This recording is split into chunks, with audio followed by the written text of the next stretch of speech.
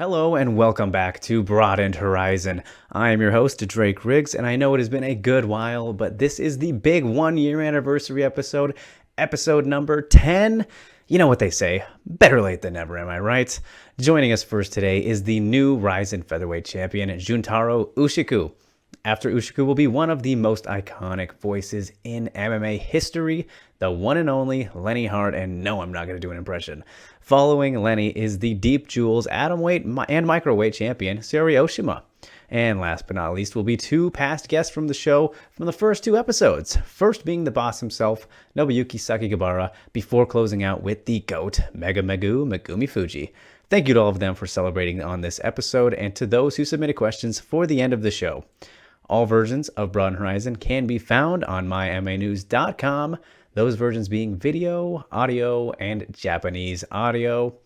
All right, with that in mind, enjoy the show, everybody. Thanks again. First up is the new Rizin featherweight champion, Juntaro Ushiku. Thanks for taking the time and joining me here, champ. Congratulations on the big win. Good stuff there. Right away, I got to know, how'd you celebrate, man? Did you do anything special to, celebrate the new title and everything? そうですね。まあ、祝勝会っていう祝勝会はやってるんですけど。 Yeah, I didn't really.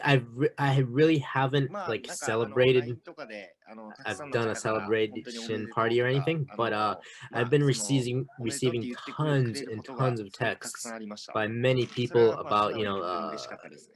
congratulating me for the win, and that itself is just simply I'm very happy for that. Yeah, always good to have some positive reinforcement. Was a big deal, of course. And I saw you, it was your brother's birthday too. So happy birthday to him. But looked like you guys shared a good moment after the fight. Was it kind of cool to celebrate that moment with him on his birthday? そうですね。やっぱり今回の試合、So my big brother helped me out a lot for this fight too, and for me to be able to return that favor on his birthday, it was definitely something very special, and very grateful that I was able to do that.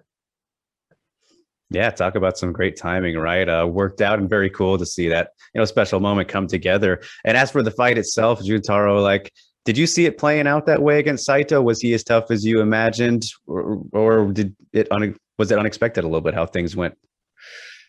そうですね。まあ、でもまあ想像通りって言ったら I wasn't really there wasn't anything too different than I expected.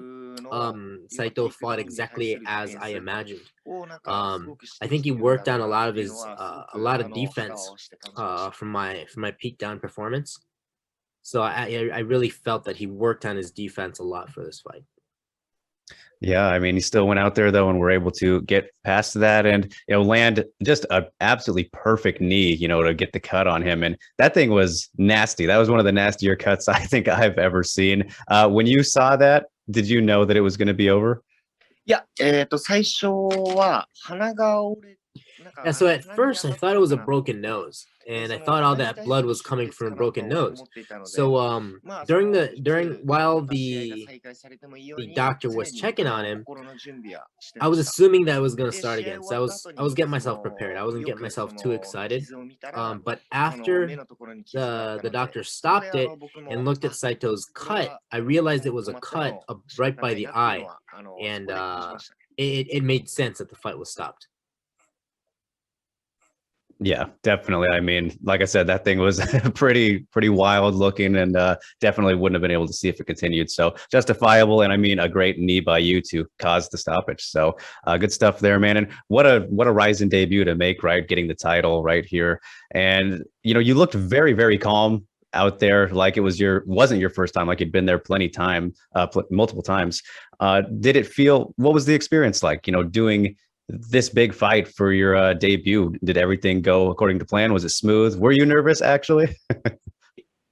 僕の中で、まあ本当にこのチャンスを Yeah, so for me, I think this was an opportunity of a lifetime. Like, you don't get these types of chances many times in your life. So for me, I was determined to take advantage of this opportunity. So I went in there with a very strong mentality of making everything out of this chance. As far as the fight was, I was very nervous before the fight. Like I was very nervous and all, but once I started walking out, it just kind of that nervousness just kind of went away, and I was actually enjoying the whole experience. Yeah, well, that's great, man. And like I said, it looked like you'd been there before. The way you, carried yourself, and obviously it paid off in a big way. Do you think it was important though to get kind of all the experience that you have had in Pancrase and Deep before, getting this opportunity? そうですね。やっぱりそこでの経験がすごく。Yeah, I do believe that all that experience helped me a lot for this fight. I do believe that everything happened for a reason, and all that experience led to my performance that night. Absolutely, man. And it is, plenty of experience for how young that you still are, right? And so very impressive to see that. But I'm curious, with all that you have experienced so far in this short amount of time, what would you say has kind of been your biggest learning experience so far? そうですね。前回の Yes, I do believe that the second fight with Nakamura was a big learning experience, because for me, overcoming somebody who's beat you is something that makes you grow mentally, and so I do believe that fight against Nakamura made me grow significantly. Yeah, I'm glad you mentioned that too, because I'm curious how you compare these two moments of winning titles, right? Because that was when you won the Deep title. Was that still maybe more satisfying than this RIZIN win, or does it take over because it's RIZIN? How do you compare the two big moments of your career? やっぱりRIZINのベルトを取ったことに対して。 So I do believe that the RIZIN, capturing the RIZIN belt, means more to me. Just because of everything, how everything happened. And I do believe that for this fight, my performance and everything, and I was able to put luck on my side. So in terms of how this happened, how I was able to capture the RIZIN belt, it feels like everything came together, and everything led to this fight. So in that terms, I think capturing the RIZIN belt was more special for me. Totally understandable. And now it's onward and upward, man. So I'm curious, have you already begun thinking about what could be next? Specifically who? Because I think if you look at who's out there, Clever Koike seems like the clear next title challenger, or maybe a Saito rematch. Is that something you're kind of thinking about? Who do you expect to kind of be the next opponent? Are you looking at anyone specific? そうですね。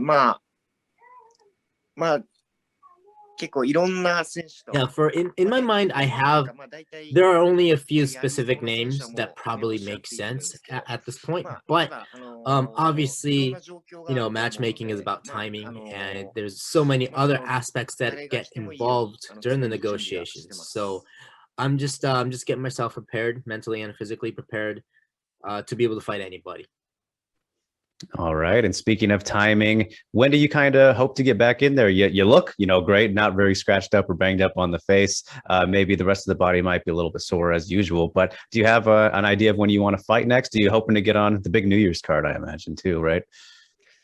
そうですね。まだ本当に未定。 So Drake, yeah, I really can't. I don't really have a specific date or anything in mind. I have to talk to both promotions and sort things out. So I'm very sorry. I apologize, but I can't really give you a specific answer on that. Yeah, no, fair enough. Totally makes sense, man. You're a hot commodity, 2 belts now, so it'll come when it does, right? But I also want to ask you about somebody I know you've trained with before, Juntaro. I don't know if you train together regularly, but Seka Izawa, who is a very hot prospect right now, looking fantastic in her young career. I'm just curious, what do you think of her potential, and what has it been like getting to work with her? If you do regularly, I'm not sure, again, like I said, or just a few times you have. What do you think of her? いやもうすごく強いんで、気持ちも。 From my point of view, she's a very tough fighter. She's very tough, and she's very tough mentally too. And I am confident that she will be fighting on the front lines. She will be fighting at the top level very soon. So I really hope that you all will keep an eye on her because she is a very tough prospect. Yes, I could not agree more. So very, very excited to see, what the future holds for her as well as yourself, Juntaro. So I will leave you with two final things here, man. Appreciate the time so much. I love nickname stories. You're the Fighting Bull. I'm curious, how did you get this nickname? What's the story behind it? いや、牛久潤太郎なんですけど、でも一応なんかそのファイティングブルー。Yeah, so the nickname Fighting Bull was actually put together by Pancrase. I didn't really know until I saw the event brochure. So by the time I knew it, they already called me the Fighting Bull. And Ushiku is my family name, and Ushi means bull. And my style is to go in there and go for the tackle takedown. So it kind of made sense. And so after Pancrase put that name on, I started using it myself. Yeah, very fitting. So props to them. I think it fits very well. So I was very curious about that. Very cool stuff, man. And outside of MMA, are there any hobbies or things that you really like to do when you're not, busy trying to punch people in the face? Is there some other activities you're very into? 僕、今、バイク。I own a Harley. それでジムの like a 先輩とか bike. キャンプ行ったり。And それがon my time off, I like to go I like to go out driving on my bike, motorcycle, and I like to go camping. So those are the things I do on my time off. All right, very cool, man. Some good activities. Always nice to get out in nature a little bit. So that's a good one indeed. And then riding a motorcycle, the Harley. Very cool, man. Fitting of a champ. So you can leave it off there, Juntaro. Excellent getting to talk to you, man. Big congratulations again. And a big thank you so much for taking the time. Big arigato gozaimashita, for chatting here and wishing you all the best going forward, man. Look very much forward to your next fight, whoever it is, whenever it is. Appreciate you taking the time, man. Congratulations again. ありがとうございます。What's up? Next is perhaps the most iconic voice in MMA history, Lenne Hardt. Hello, Drake. Hello, Lenny. Thanks so much for taking the time. How are you? I'm pretty good considering. yeah, I'm sure. I mean, how's the morning been so far? I mean, how's life in Japan right now? Is it? I imagine you're in Tokyo, so are things crazier with the Olympics, or is it pretty? Do you even notice a difference? Well, certainly there's a difference, but I think COVID probably is getting most of our attention more than the Olympics. Yeah, it's really wreaked a bit of havoc over here. We're not in what you would call an official lockdown. Mm-hmm. They can't do that with the Constitution here. But we are on a fourth extended state of emergency. Jeez. So basically, they very politely ask restaurants and bars not to serve liquor after 8 p.m. And they try to encourage the citizenry to please go home and stay home. Right. Can't get much stricter than that, really. Yeah. Without violating the Constitution. So, excuse me. Yeah, how's it there? Where are you, by the way? I'm in Washington State, so on the West Coast. Yeah. Where are you from originally, actually? All over. I was born in Alaska. Okay, cool. yeah, and my dad was in the Air Force, so we lived in a lot of places. But I spent some time in Washington State, in Spokane, Washington. Oh, nice. Yeah. And I have family in Seattle. Oh, no, actually, that's right. She moved. My sister used to live in Seattle. I love Seattle. Yes, very nice place. Where are you? I'm down in Vancouver area, so close to Portland. I usually tell people like Portland because they know of that more likely, and they'll assume. I know that feeling. Yeah. Because we lived in so many small towns. It's like, I'm from Spokane, but right. Exactly. Yeah. And if I do say Vancouver, everyone thinks Canada, which I'm like, that'd be cool. That's a great place too. But no, unfortunately, no. Is it Vancouver, Washington then, right? Yeah. Yes. Yeah. So you did mention Portland, so I wasn't sure. I didn't know there was Vancouver in Oregon. Yeah. Vancouver, Washington. It's about 30 minutes from there. So I'm very close to the border of the States. But yeah, very nice. Got the great seasonal change over here. In terms of COVID stuff, we're all open for now. We'll see if it changes again. But it's crazy time, such a crazy thing. I think the larger cities are having a harder time of it, because of the massive number of people taking mass transit, things like that. Yeah, that's true. It's true. So just hopefully this is all over very soon, right? Oh gosh, yes. I know. But it's funny, Letty. I'm curious too. Like, when did you learn Japanese? Because I myself, I'm very into the Japanese culture, and I attempted to learn Japanese briefly for a little bit, but I haven't quite stuck to that. But when did you learn, and how long did it take you? Well, I'm the youngest of 6 children, and I know this sounds like it's not related, but it is. Bear with me. My second eldest brother married my Japanese sister-in-law when I was 8 years old. So that was the first time I started to learn Japanese. You know, you learn to count to 10, you know, you learn how to say chopsticks and where's the toilet, things like that. So it was introduced to my ears at a very young age. And of course, piqued my interest at a very young age. But I didn't start studying it in earnest until I was about 17. Okay. And that was the first time I came to Japan. I was here for 1 year, and I studied Japanese intensively, and Japanese culture as well, particularly performance arts. So that would be the bunka puppetry, the modern no, kabuki, and Japanese language. Okay, very cool. So you got a pretty good introduction to that then. You know, it's best to start early, right? So yeah, exactly. Well, literally, I mean, the younger you speak a foreign language to the younger your child is when you try to speak a foreign language to them, the better. The inner ear develops differently, and you can actually pick up sounds. In some languages, certain sounds can literally not be repeated exactly the same because they can't be heard. It's the same thing with music. Start kids early with music as well. Language and music have the same effect on the inner ear, apparently, right? So that's why some women actually start speaking, playing classical music and speaking foreign languages to their children when they're still in vitro, or whatever you call that, inside the tummy. Yeah, I mean, that's as early as you can. So. Well, unless you want to, talk to Papa before that. right. Don't know the science on how well that works, but yeah. No, I don't either. It sounds like fun. right. So, oh my goodness. But Lenny, obviously, perhaps the most iconic voice in MMA, I would like to say that. So I am curious, how the journey began for you. Like, how did you stumble into announcing? Was that always kind of your goal to do what you ended up being perhaps most known for in the MMA world? How did this happen? I am known, I think, exclusively for my voice. I'm certainly not known for my fighting skills. But I didn't know anything about mixed martial arts or kakutogi, as it's called in Japanese, until about 2 days before the May 2000 Grand Prix at the Tokyo Dome of Pride. Wow. And I got a phone call from my agent, and that was actually because I spoke Japanese, come to think of it. They said they wanted a female bilingual announcer. And even my agent didn't understand really what it was. She said, I think it's boxing. And I said, well, I don't know anything about, boxing or anything of that sort of sport.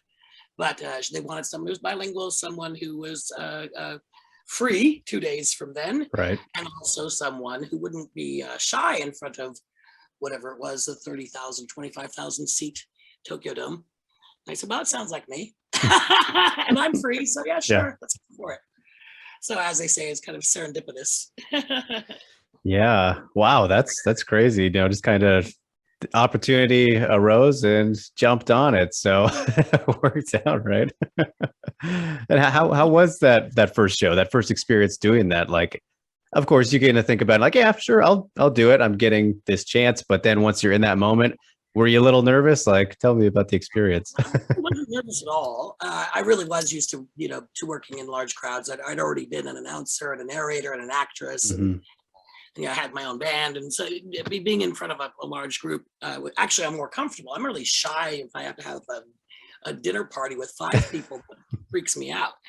But put me in a room with a couple of 100,000, no problem. Yeah, right. That actually didn't bother me. Of course, I'm concentrating on something on a micro scale compared to, like, you walk into the Tokyo Dome. We just did another event at the Tokyo Dome a couple of months ago with RIZIN. It's massive, it's huge, it's cavernous. but what you're doing is just what you're doing. You got to concentrate on what you're doing and make sure you do your job correctly. Right. And that's what I was doing. I was just thinking about my own flying. Yeah, that's all you can do. So what were your original hopes then? I mean, you just mentioned the other things that you were doing right there, but I'm sure you didn't imagine that this would be the thing you'd end up being, most known for in a sporting type, atmosphere and that kind of thing. Yeah, no, yeah, really, it's really a case of who'd have thunk it. Yeah, it's very strange. No one. I would never have thought the road would lead here. Having said that, I was always open to wherever the road would lead. You know what I mean? Obviously, my original idea was I was going to be an actress. That was Broadway. I never wanted to be in films. And then I got into voice work, even when I was still living in New York. And that seemed to be quite that was my forte. That was my niche. I was pretty good at that. I was good at doing voices, and I had a pretty good imagination. I had a wide range. And my career seemed to be going that way. So I was working as a disc jockey, and I was doing a lot of computer game narrations. Okay. And became known, in the industry for that. Got a good reputation for that. And so I was happy. I was content with that. And then this came along. And as I said, who'd have thunk it? Yeah, the rest is to say is history as well. So, right. Sorry, that was lame. Sorry. Hey, all natural. I'm curious though, what was your first reaction to actually seeing MMA fights and the action of that though? Because it's funny to me. I remember when I spoke to Megumi Fujii last year for the first time, and we kind of talked about what it was like for her when she first saw MMA, and she was already an athlete, right? So it's funny. It was funny when I heard her say that it was kind of jarring and she was kind of off put by the violence aspect. But for you, somebody, who didn't even know what you were getting into, what was it like seeing MMA for the first time? Okay. I had always respected martial arts, but to see it in this competitive form as it was, and also at the time, not understanding the rules at all. I mean, I was just thrown into the middle of the pond without, they didn't give me those little floaty things to put on my arms. Right? The water noodles. Yeah, no water noodles. So I was fascinated. I've always had the greatest respect for dancers and athletes, particularly athletes who do this kind of martial arts and that kind of thing. So my first reaction was awe, and followed closely by I'm shocked by the violence. I have to say, May and I had the similar reaction in that. Yeah. But having said that, I wasn't even sure. At the beginning, I thought, do I approve of this even? Do I want to be associated with this as I'm watching it, right? And I'm thinking, yes, I think I do, because one of the things I liked about it that was different from having, the few times I'd seen boxing or just even street fighting, right, was an intense respect that the athletes, particularly back then, had for their opponents and for each other's skill sets. And I loved the fact that you'd have, back then you'd have something like a street fighter, literally a street fighter. Yeah. Fighting, a Brazilian jiu-jitsu master.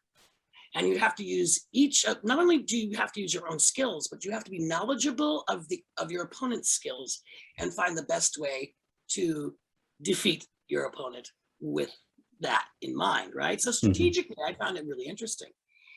And a lot more sophisticated, I suppose, than I had expected it to be.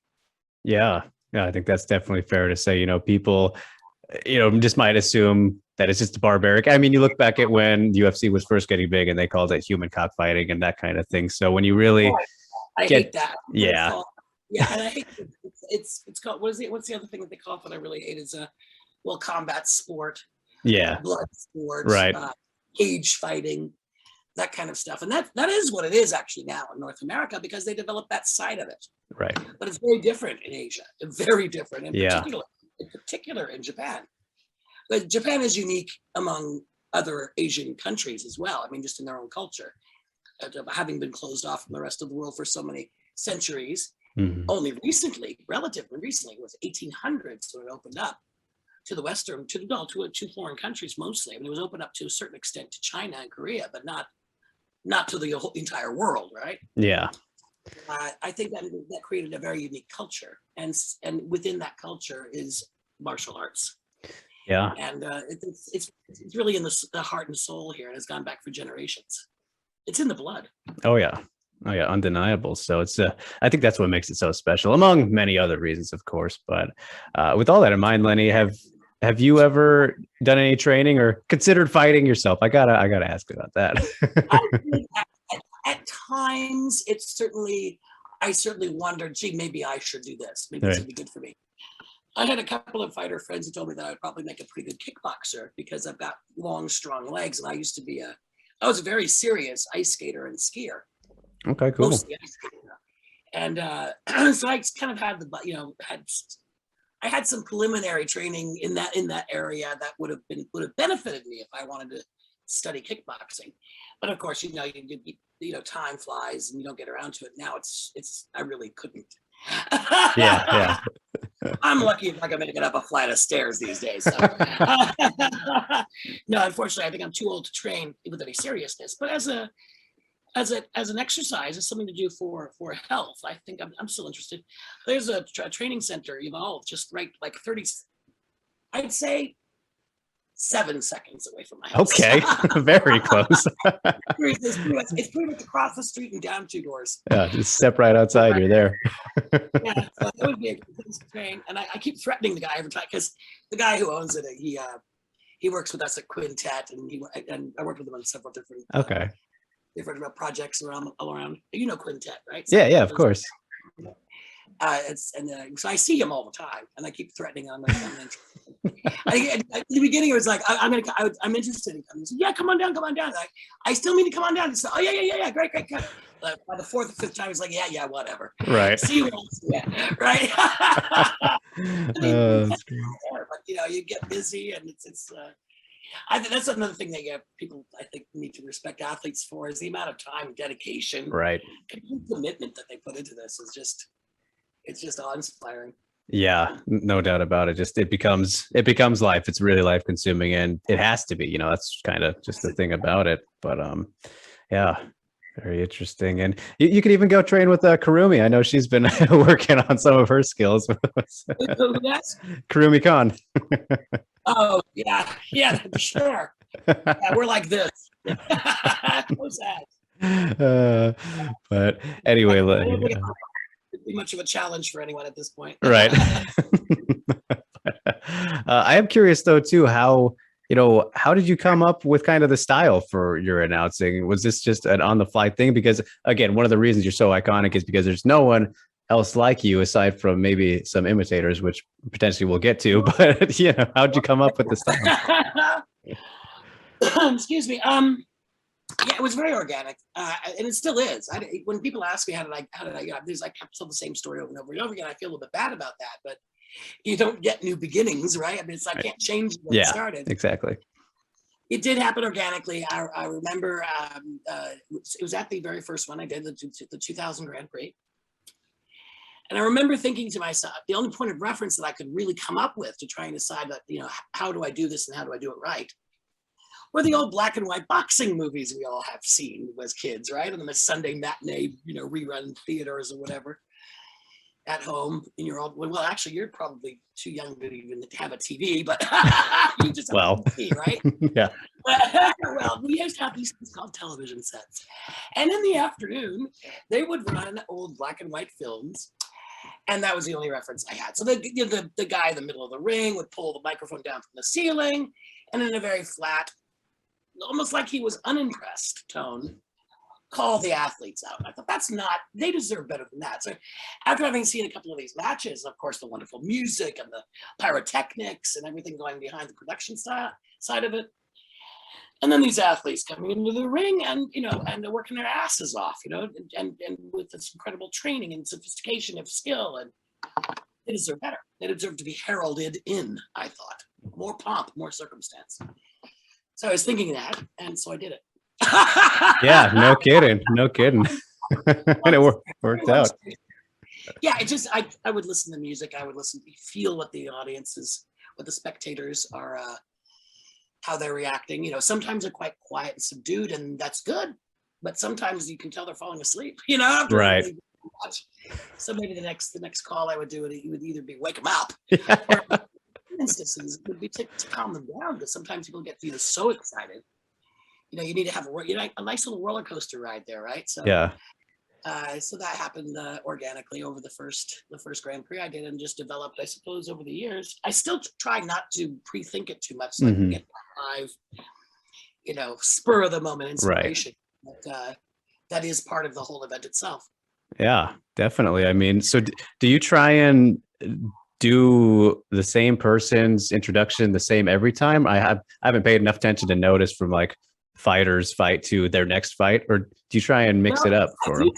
I do try to. It's a little bit harder nowadays because there aren't that many fighters that seem to have that much staying power.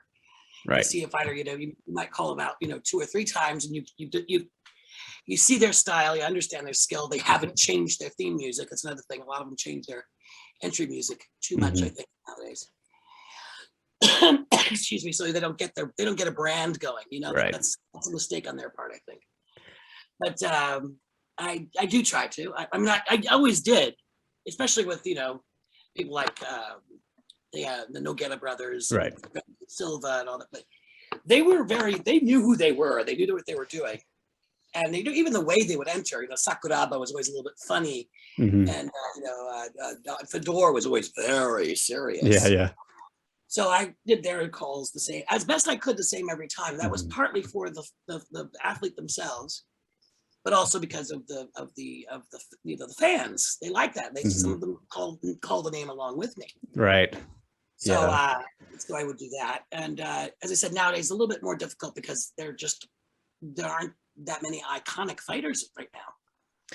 Right.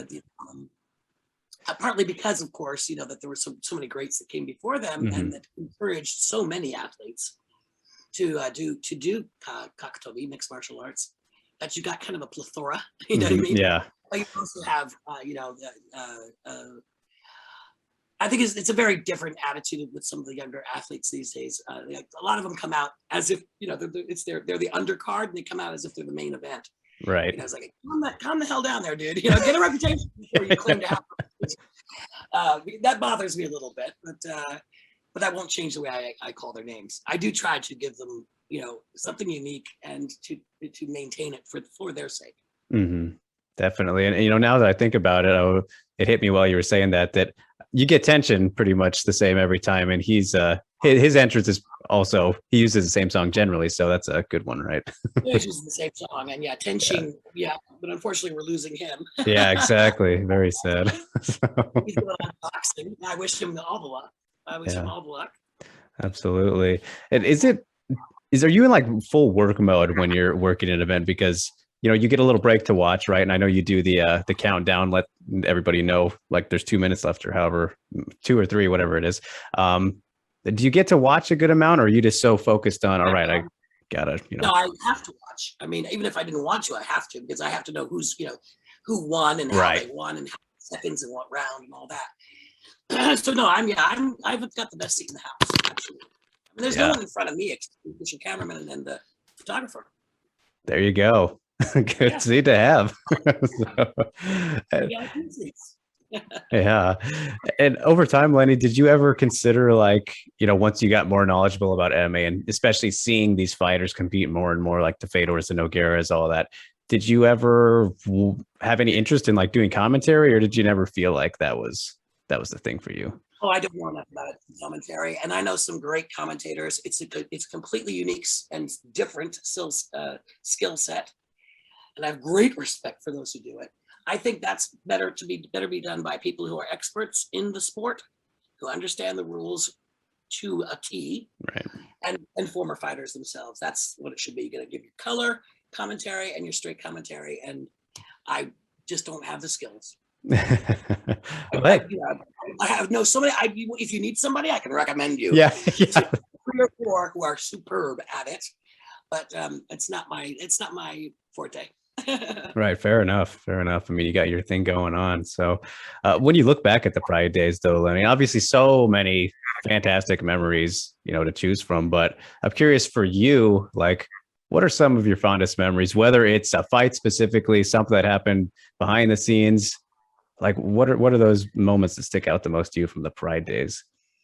Well, I think There are so many good fights, and I've used this analogy before. I cannot say which is my favorite fight because I can also not say which is my favorite sunset. Isn't that schmarmy? It's so schmarmy. But it's a good way of describing it because, you know, there are too many. You can't pick out one. So that's not a standout for me so much. And I wouldn't necessarily even say a specific event, like well, let's say, you know, the Grand Prix 2000 or anything like that. I can't name a single event. But what I can say is my fondest memories have been the real full-on long day ones. I mean, the most recent one would be when we did Bellator on the 29th of December, and then we did RIZIN on the 31st. Actually, that time I had it was that year or the year after, I had a fever. But it's what, you know, it's when you rally together and you do these really long marathon jobs. Right. And prior to that, during Pride Days, of course, would be the New Year's Eve countdown programs. They were such an event, you know. It was a major event, not because it was New Year's Eve. Now, obviously that too, but because all around the world, people were, you know, getting up early or going to bed late, wherever they were in the world, so that they could watch this live. Yeah. And it was felt like, you know, being a key a component of such a major thing is really quite a satisfying feeling. So I really do miss, although I used to dread them at the time, I do miss the days of getting into the Saitama Super Arena at 7 o'clock in the morning for your uchiawase or your first meeting, and then rehearsing for 3 or 4 hours and having a bit of a break, putting on, that was when I used to get all dressed up, right? It was like a little bit more of a dressy affair. Do my makeup and my hair and, you know, get my changes, quickly eat, and then by that time, kakuiri, the doors open, the spectator entrance, kakuiri is what that is. Would be a couple hours before the whole show started. So that would be when you'd be able to rest a little bit, and then you get yourself ringside. So we would be there from 7 o'clock in the morning till, by the time we actually were able to leave, we do all the way down to the countdown program. After we'd go off the air, we'd still be doing something that we had to announce till probably about 1 o'clock in the morning. It was pretty much a 24-hour day. Crazy. And very, very, very exhausted for like 2 or 3 days after that. So as I said, I used to like dread it, but also look forward. So those days, I really miss those days. And of course, we're not even having any events. Yeah. But even when we do have events, like RIZIN, we do a New Year's Eve event, but we don't do the countdown anymore. And well, maybe we will again, though. Maybe we will again. I look forward to that. That would be great. Yeah, we'll see what happens. That era stands out for me. Yeah, understandable. And, you know, I'm glad that you mentioned the New Year's Eve shows, because to me, those are the coolest events, you know, in MMA, whether it is with the Pride ones back in the day or the RIZIN ones now, because they just have that feel to them. And I'm sure that you can speak to that more, having, you know, getting to be there. I haven't been to one yet myself. Was hoping to be to, you know, the last year or whichever ones, but just didn't make it. So how special are they, having, you know, been a part of those, would you say? I don't think I could really say much more than I've already said about it. It really is an event, and you really feel it would feel like New Year's Eve if it wasn't New Year's Eve. Put it that way. I mean, you know, it's. I guess that's the best way to describe it. It kind of, the fact that it was New Year's Eve kind of didn't even really occur to you. It was the Omisoka. Omisoka is New Year's Eve, basically New Year's Eve in Japanese. Okay. And you knew, you know, mixed martial arts fans all over the world would really treasure this, you know. And even sometimes we didn't know, like during rehearsals, we don't rehearse the whole thing, obviously. You can't, it's live sport. No. But even some of the planned events, we wouldn't necessarily know about, especially if we didn't have to announce it, right? Yeah. And the grand opening ceremonies and all that, you wouldn't see the entirety of it all put together until you know, you're watching it live right there in the stadium with your 50,000 of your best friends. Yeah, exactly. I mean, just like how do you compare RIZIN to Pride, you know, because obviously the similarities are there, you know, Sakakibara, you know, how Japan, just, you know, there's obviously the similarities, but at the same time, there are differences. So when you look at both of these eras, you know, how do you compare the two? Well, yeah, that's a big question. Well, when we first started out with RIZIN, one of the things that we were adamant about is that we are not Pride Reborn. We're RIZIN. And one of the things, the key differences there was that Sakakibara-san wanted to be the fighting federation, which is how we got connected with Bellator and Road FC and all these other organizations. I like that concept, and that made a big difference. More of a cooperative rather than a competition. Because of course, you know what happened. Pride was around and was doing really well. Then UFC comes along, and then with the territorial dispute, UFC didn't, and then all the putting each other down and all that kind of stuff was something that's not. It's very un-Japanese, first of all. Right. And something that Sakakibara-san did not want to see happen again, and none of us did either. So I like that. I like the fighting federation. I like the cooperative style and nature of it. It cannot be helped that the economy isn't the same. And it's one of the reasons why, of course, we don't have as many of the huge, there's hundreds of tap dancers on metal bleachers doing tap dancing, or, 3 or 4 different taiko or daiko drum groups, or an entire, I remember one time for Pride, didn't we do? Yeah, we did. We did an entire samba, right? Like Carnival with feathers and everything. Now, obviously, that takes a huge budget, which means it takes huge sponsorship, which means it takes, television coverage. And of course, there was the problem with Fuji Television and Pride for a while there. We got Fuji back. We've got the Fighting Federation now to get rid of COVID and get the economy back on track. And you're going to probably see more Pride-like or Pride level, let's put it that way, Pride level of production value as well. As far as the fights go, as I've already discussed, that we've got a lot of young fighters.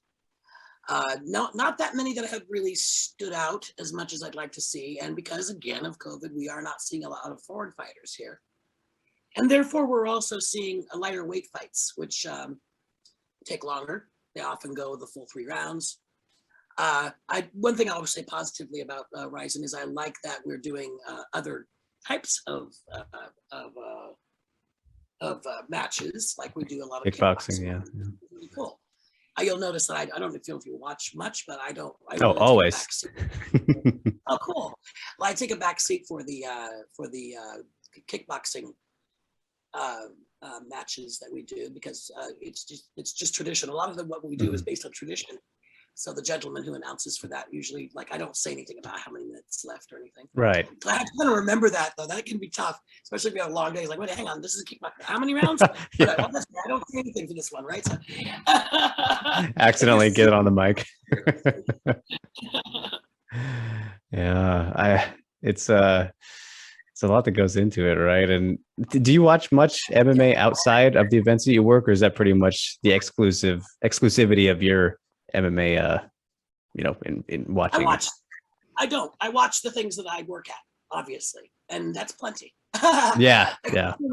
For a long time there, after Pride became defunct, after UFC bought Pride, there was a couple of years there where I was doing mostly my computer game narrations and things like that, and also working with Japanese pop groups and stuff. So I didn't do much in the way of Kakutogi or MMA. Yeah, fair enough. Although I did a couple of computer games, like I did the EA Sport Pride game. Oh, nice. Very nice. Yeah. And a few things like that. But then there was this one MMA company that came along, if you know what I mean. And I worked with them for 5 years. So I was working with them for 5 years all over. And that was a tough schedule. But while I was working for them, I was also working for Legend out of Russia. And I was working for a Brazilian group, and I was working for a place out of Oceania. So I was constantly announcing for or traveling to or back from an MMA event. So no, I didn't. Yeah. So what do you do when you go home after making tires all day long for Goodyear? Oh, I go home and work on some. Right. I mean, you wouldn't want to do it. So, exactly. Yeah, I know. I'm getting that way more and more too, where if I don't have to watch MMA, I don't know if I I'll take a break. If I didn't, as I said, that schedule just crazy. I don't even know when I wouldn't even know when there was a UFC match on, although I don't watch UFC. Yeah. For reasons. But right. most likely part of it is, of course, the schedule too. And I've got a lot of friends who are fighters at UFC, so I like to follow their careers. Yeah, of course. Yeah. But no, I don't. And in general, no, I will. In general, I don't even go back and rewatch what I've seen live, which is why when people say, "What was your favorite?" You know, I don't remember. Yeah, you're like, I was there. I don't know. Yeah, what day was that? I don't know. Yeah. What is today? And what city am I in? Right. I'm curious too, Lenny, though, like what was your first impression of seeing women in MMA though? Because, during Pride, they unfortunately didn't have women in there. And I'm curious if you would have liked to see women in Pride, but when you first saw women competing in MMA, what do you think about that? And what do you think just about the evolution of them in the sport? Well, I mean, I to tell you the truth, it didn't occur to me during the days of Pride that we didn't have women. It just, I thought, well, when the sport gets old enough, that's one of the things that's going to happen naturally. Yeah. And of course, you got, these pioneers that, that have done a wonderful job. Fujii-san and Yamaguchi, even. She's not a pioneer. She's too young to be a pioneer, but Yamamoto, who've been around, fighting anyway. And of course, they're part of fighting families, especially the Yamamotos are, basically the royalty. The royalty, yeah. They're the Gracies of Japan. So so I wasn't surprised. I was happy. I don't think there's anything wrong with it. I was a little bit disappointed when I heard that Elmanenko Fedor said that women shouldn't be fighting MMA. I was like, oh, yeah. Heart there, Fedor. Nice guy. So I don't think there's anything wrong with them being in it. Obviously, I've never, like some people do. Some people think it's wrong, not. And we've got some really good fighters. And Hamasaki-san, my gosh. Oh, I love her. Yeah, she's incredible. She's incredible. And I'm happy. I think it happened when it needed to happen too. It happened at the right time. I think if women tried to get into Pride, it wouldn't have gone over well. And a lot of the fighters at that time anyway were wrestlers who have a completely different skill set, which I have to say I really respect as well. I think there's only one thing harder than getting into a ring and fighting another human being is getting into a ring and making it look like you're fighting another human being. It's kind of like seeing a dance. If you ever see a dancer who's supposed to not be able to dance, like, if you ever seen old Donald O'Connor or somebody like that, and they do pratfalls and stuff, and they're supposed to look really clumsy, but they actually do know how to dance. That's the hardest thing to do. That's really hard. So I have a lot of respect for that. But that wouldn't have given the right image. It wouldn't have gone over very well. So I think it happened at the right time, and I'm glad it happened. Yeah, definitely. Because, there are so many talented ones, like you said right there. So just good to see that, people are getting the opportunities. That's really the biggest thing, and the respect and all of that, because, Yeah, and that Cyborg and Gabby Garcia are two of my favorite fighters. So I'm pleased with their success as well. There you go. Well, you went right to it. That was going to be the last question I had for you, Lenny. But a tough one, right? Your favorite fighters. Are there some that stand out over others aside from Cyborg and Gabby right there? But and Mayumi Yamamoto, obviously. I mean, she's amazing. Who was the first one? I didn't hear you there. Sorry. Yamamoto. Okay. Cyborg and Gabby Garcia. All right. Yes, fantastic ones. Miyu's great too, and just had a birthday. So happy birthday to Miyu recently. But all right. Yes. Happy birthday to Miyu. It took me a second because I was thinking me and you, right? No, right. Birthday? What? Nope, not yet. Me, you? No, wait, what? No. Okay, Lenny, I will let you get on with the rest of your day. This was really great, getting to chat with you. Obviously, a legendary figure in the sport. Always great, getting to hear from you. And, just wish you the best of luck with all your endeavors, no matter if it's MMA related or not going forward. And just thank you so much for the time. Big arigato gozaimashita. I will give you one right there. And, hope you have a great weekend. And thanks so much for the time. Thank you very much, Jake. By the way, I wanted to say before I hang up, listen to me. I'm old. Before I hang up, you have a cool name, Drake. Thank you. Cool name, I like it. So I'll just leave you with that. I appreciate it. Yeah, it's don't run into too many Drakes, so that is a nice thing.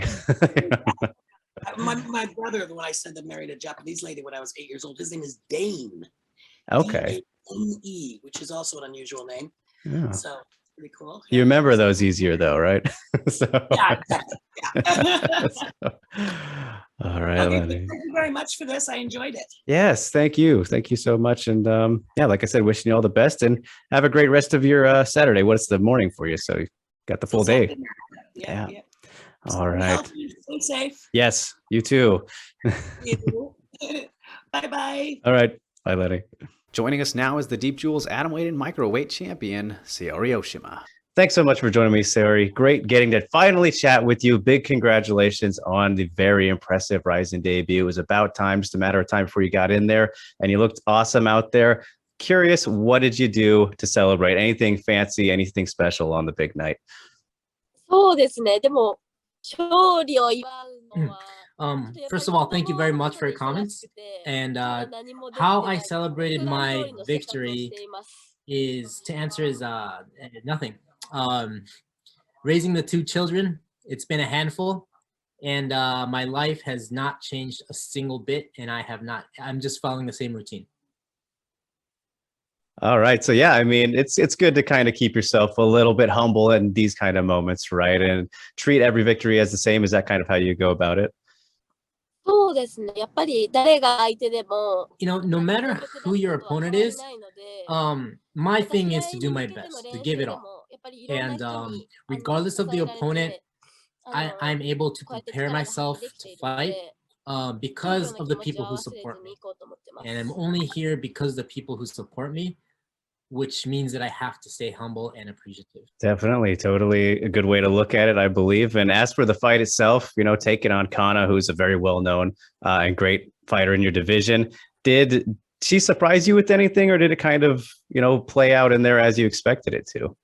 そうですね。まあ、いつもよりは早く組みつけたんですけど、 Pretty much, I was able to get inside of her pretty easily. But once I took her down, she was physically very strong, and I could barely keep top position and keep control because she was so strong, and with her wrestling background, she was very flexible, and she would try to get away, squirm away at any angles. So in that sense, she was very strong, and I couldn't get that finish because of her physical strength. Yeah, definitely understandable. I mean, most opponents are going to be bigger than you, right? So it's just kind of an uphill battle you're always facing. But it's very impressive to me, Saori. Throughout your whole career, I think your cardio is kind of it stands out a lot because you are just nonstop, go, attacking at all times, no matter the position. And this fight was a great example of it. So by the end of fights, like, are you tired at all? Because it doesn't look like it. Your gas tank is pretty impressive. そうですね。もう試合終わって、リングから降りて。For that fight specifically, after I walked back to the locker room, I was exhausted. I mean, I was at a point where I felt nauseous and I couldn't stand. So yes, I do get tired. All right, human after all. Could have fooled me though, and it paid off greatly. So, what was the RIZIN debut feeling like for you? Just the anticipation of it building up, and then like once you're there doing the walkouts, did it feel like a big moment for you, or did you try and treat it again like just as another fight? そうですね。やっぱ入場するまでは。Yeah. So before the fight, obviously, I was very nervous. You know, there were many people who talked to me, stopped by, and wished me good luck and all. But after the walkout, and once I stepped in the ring, I was able to switch my mentality to just straight fight mode, and I didn't feel any nervousness. I felt like I performed exactly how I do all the time. So I think it was a good thing that once I stepped in the ring, I was able to switch my mindset. Yeah, and did you feel like, you know, reaching the RIZIN stage, did this happen at about the speed and like timing you expected it to, or was it kind of quicker than you thought it would be? そうですね。このタイミング、もう少しやっぱり時間。I definitely thought it was going to take longer because I was supposed to rematch an opponent in Deep Jewels who I've already previously lost to. So that was my mindset for this year. So I didn't really anticipate fighting in RIZIN at all. Okay, well, yeah, worked out pretty greatly. And you mentioned Deep Jewels right there. I wanted to ask you about, the tournament that you got done with before that to become the atomweight champion. Congratulations on that, of course. What was kind of that experience like going through the tournament that you did? そうですね。やっぱりあのト So yeah, that tournament definitely helped me grow and mature as a fighter. The reason is because I lost my fight before heading into that tournament. So I had to rethink and reschedule my training methods, and I was able to adjust my fight camp to where I can get prepared for this tournament. So overall, it worked out for me, and it turned out very well for me. Yeah, you looked awesome in that, and obviously went on to win it all and become the champion. So it worked out very well indeed. And somebody that's been you've worked close with, I know, Saori, is Ayaka Hamasaki, who is the current RIZIN champion. I'm just curious what has been like, working with her throughout your career, and now that you've beaten Kana, you're right up there with like the top 3 in the world, which includes her. So are you anticipating fighting her at some point now? Is that something that you have to start thinking about? そうですね。浜崎さん、その彩香さん。Yeah, we do. We are affiliated in the same team, but it's not like we train very closely. Because myself, I have a family and I have other obligations to take care of. So I can only train at AACC for about twice a week. And it's not like when I go to AACC, I always spar with Hamasaki. So, but when we do, she's very strong. She's just so good. She's so strong, and yeah, she beats me pretty bad. With that being said, fighting for the belt is nice, but I think that RIZIN has other very tough opponents for me before that belt. So meanwhile, I think it would be nice for me if RIZIN could match me up with those other tough fighters. And that's what I'm thinking at the moment. Okay, all right. Yeah, just taking it fight by fight, right? So when are you kind of hoping to get in there next, Saori? Are you looking at the New Year's Eve card? Because that would then be, 5 fights this year for you. And if you were to win it, that'd be 5 wins. So I think that right now, with the 4 wins that you have a very solid case for being the leader of Fighter of the Year for the women. Are you hoping to have one more this year? そうですね。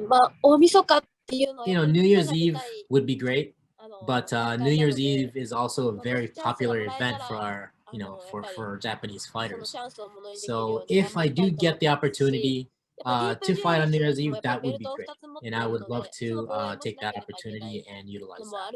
But I also hold 2 belts in Deep Jewels, so I know that I'm obligated to defend those belts as well.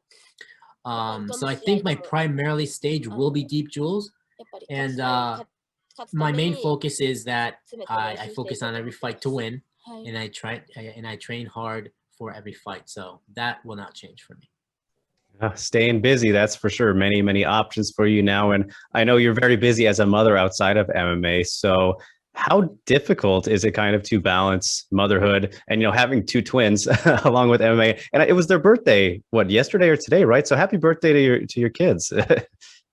そうですね。やっぱり I think that just normal parenting is hard, and it's really hard to balance both, because if you practice too much, you're not going to be able to take care of your children and do housework and stuff. And vice versa. If you focus too much on taking care of the children and doing stuff at the house, you lose time for practice. So it's very hard to do, and I'm not gonna say I'm gonna keep it. I'm gonna say where I haven't been able to juggle these 2 obligations pretty well yet. I'm still figuring out what works. It's still in the process to perfect it. So. Yeah, I haven't been very good at juggling it yet. Well, I applaud you for the efforts regardless, and it'll get easier over time, right? At least hopefully. So fingers crossed. But with that in mind, Saori, does that leave any time whatsoever for you to enjoy some other activities or hobbies, maybe outside of MMA and being a mom, or is it strictly being, a fighter and a mom, and there's no time for anything else? 趣味ですか？でもそんなに私趣味がないので、どうだろうな。何もないときは多分家でゴロゴロしてると思います。はい。So I'm a type of person who doesn't have too many hobbies. So if I were to have any spare time, I would just be laying around at home, hanging out.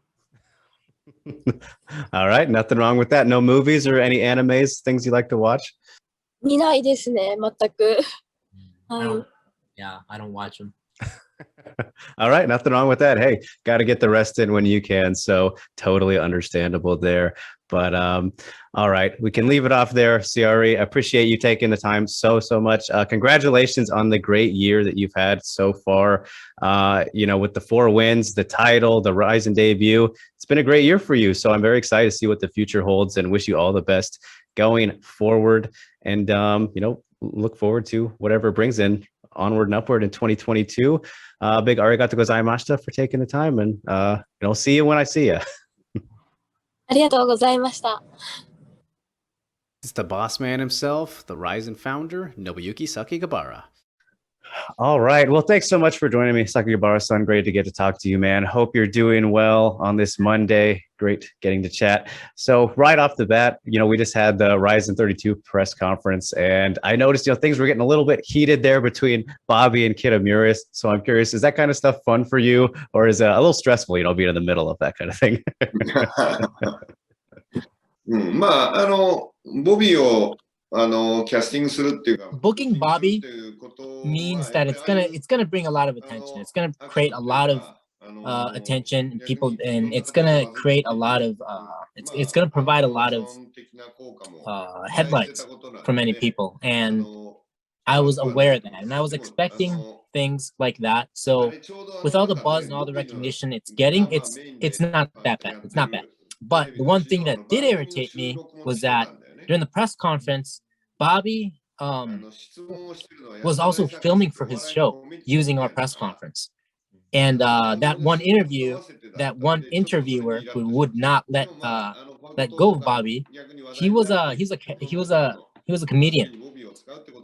So it irritated me very much that they were filming the show using our press conference, and that part was kind of annoying.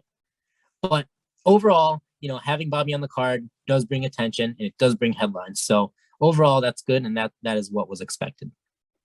Yeah, absolutely. And it'll be very interesting to see, how he does out there. And you and I haven't caught up since the last New Year's Eve show, which you guys had Shibatar fight for you. So I wanted to mention that because I'm curious, is it difficult kind of working with these kind of big personality guys like Bobby as well, and getting them to fight for you and all things considered? It's nothing special. It's nothing special for these types of guys. It's more about what kind of offer we can bring to the table. And you got to understand what their priority is. And for these types of personnels, it's the attention and exposure. So it's more of that than the opponent and fight first. So as long as our offer is something that's appealing to them and something that makes sense to them in their own way, it's actually not that hard. Like even for even for Bobby, we are going to give him what he wants as a personnel. And for him, the opponent and fight first was lower on the priority list. So this one actually was very easy. It was very smooth. All right, well, that's good to hear. And with all that in mind, I'm kind of curious still about Shibatar and him actually ending up winning the fight. Was that kind of surprising to you to see how well he ended up doing? Because he did very well. Yeah, the Shibatar's performance was not unexpected. I mean, obviously he's got the base training. He's got the basic skills as an MMA fighter. He's just not a YouTube personnel. So, and he had the significant size advantage on it. So I was expecting, him to be able to hold his own, but I was not expecting him to put on such a great fight. It turned out to be very well, but yeah, I assumed that he was going to hold his own for a bit. Yeah, he certainly did. So that was definitely fun while that lasted. But as for more legitimate fighters, Sakakibara, at Rizin 31, we just saw two great performances from the new champion and Ushiku, and then Saori Oshima got the upset over Kana Asakura. I mean, both great performances. I'm just curious to know, what did you make of those victories? So to answer your questions, Ushiku and Oshima, they had fantastic performances, and I'm very happy for that. And for Rizin 31 itself, the overall fight card, we didn't use the highly recognized fighters. Like, we pretty much used the non-recognized names who were hungry to fight and who were just itching to put on a good performance. And I think that strategy, or that angle, showed in their performances. And as a promoter, with all these new fighters coming in and bringing their own new story, their new own angles into the mix, is something that's very exciting. And for me, as a promoter, I think it's very glad that these fighters were able to make a name of themselves. So you might already had plans of asking this, but just like the new concept for Rizin Trigger, which is going to be held on November 28th, that is the concept that we're going to do. It's going to be a continuation of what we put together in Yokohama, like with the young and up-and-coming prospects who are hungry for the opportunity. And they're just a one step away from making it to the Rizin numbered events. So that's what our concept is going to be for these new Trigger series. And beforehand, before we didn't have these new series, everything was kind of put into one big event. But from starting November, we do believe that we're going to be able to sort things out and categorize each event and how to utilize them.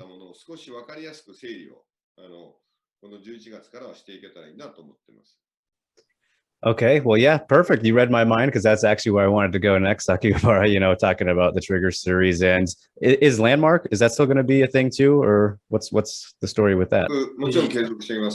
Yeah, so the Landmark series will continue, and as you can see from the title, Landmark, it's about the location, right? And our challenge, we have some ambitious challenges where we jump outside of the arena, not just studios, but maybe we can jump outside of studios as well, if we can do it in a Landmark. So that's the whole concept. Our first event, which was held in a disclosed area, was actually held, I'm not sure if I can say this, but it was held at a studio right underneath the Tokyo Tower. And they didn't want a bunch of people to come and crowd the area, so they didn't let us announce it.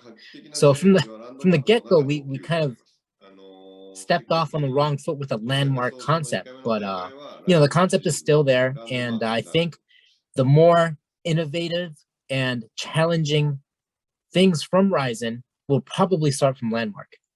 And we do believe that the first year of 2022 is going to start off with a Landmark series. Okay, that is very exciting. Looking forward to, this continued expansion of Rizin with all the new types of events. So with all that in mind, for 2022, how many total events do you think we can expect? I mean, obviously it's going to ramp up with these two, show types, and then the regular, numbered events. But in total, how much are you looking at the increase here?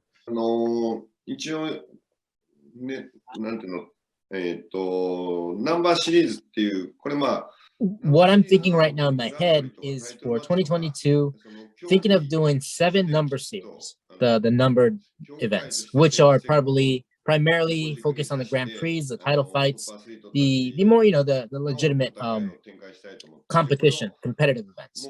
And then on top of that, I'm thinking of maybe 4 to 5 landmarks and triggers each per year, which totals to maybe 15 to 17 events next year.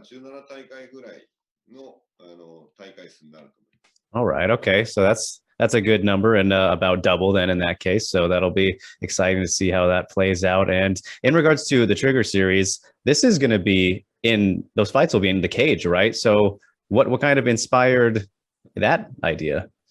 うん、僕っていうかまあ、So personally, my personal opinion is that I believe that MMA should be done in a ring. I'm kind of obsessed with MMA in the ring. But obviously the fighters say that if you fighting in the ring and fighting in the cage, the tactics are different. You fight differently, you come in with a different game plan, everything changes. And so I understand that aspect. I'm not denying the cage, or I'm not hating on the cage whatsoever. I just, obviously the cage is more common internationally. It's more accepted, and it's become more world standard for the sport. And I understand that. But when you think about it from a spectator's point of view, the ring is much easier to watch. And then what happens in the ring, I believe it's more action happens in the ring. It creates more drama. It creates more excitement to the people who's watching the competition. So that's just my thought, and that's why I do believe that MMA should be done in the ring. But for the Trigger series, if this is going to motivate the competitors and the prospects out there to be able to compete in the cage under the RIZIN banner, that's good. That's fine with me. And there are obviously a lot of fans who are shouting out loud that they want RIZIN to be in the cage, and we kind of want to show that we're not just simply hating on the cage. We're not against it. We just believe that the ring can create a better storyline for us. But again, going back in by doing the Trigger series in the cage, we want to tell everybody that, hey, we're not hating on the cage, and we want to give an opportunity to the upcoming fighters to perform at their best where they feel comfortable at. And obviously, we've been focusing on the ring combat so long, we are so used to all the dramatic stuff that happens in the ring. But now, by putting the fights in the cage, we might see something different than what we've been seeing in the ring. So it's a new challenge. It's definitely something that we can. It's worth trying. And with all that considered, that's why we decided to do the cage for RIZIN Trigger series.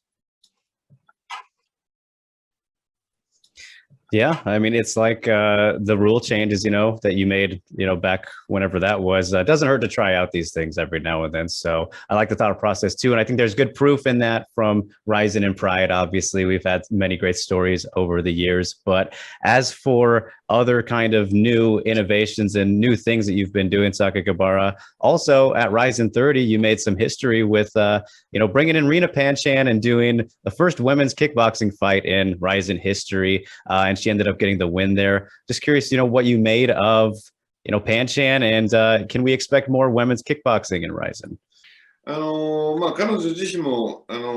After the fight, Panchan herself, she was saying this, and she regretted that she couldn't finish the fight.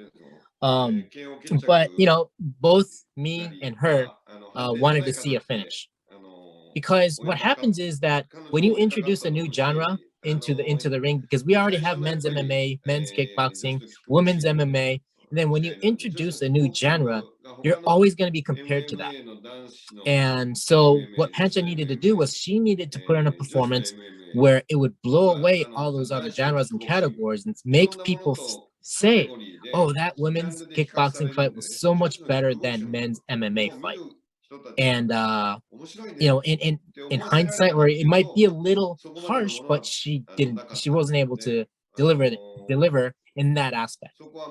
So but it's not like it's gonna be a one and done.